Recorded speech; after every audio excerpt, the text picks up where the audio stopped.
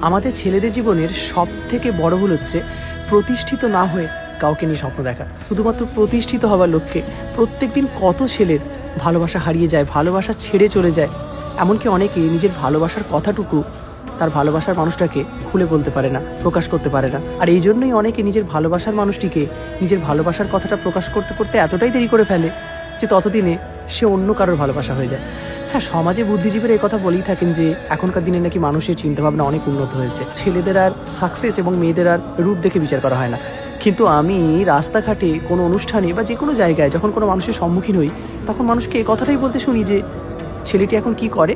এই সব কিছুর পরেও হয়তো কিছু ভালোবাসার মানুষ এই সমস্ত ব্যর্থ ছেলেদের পাশে থাকবে, সারা জীবন তাদের হাত ধরে থাকবে। কিন্তু এসবের মাঝেও এখনও পর্যন্ত একটা স্টেটমেন্ট আজও অপরিবর্তিত রয়ে যাবে, সেটা হলো ওই যে প্রতিষ্ঠিত না হয়ে কাউকে নিয়ে স্বপ্ন দেখা একটা ছেলের জীবনে সব থেকে বড় ভুল।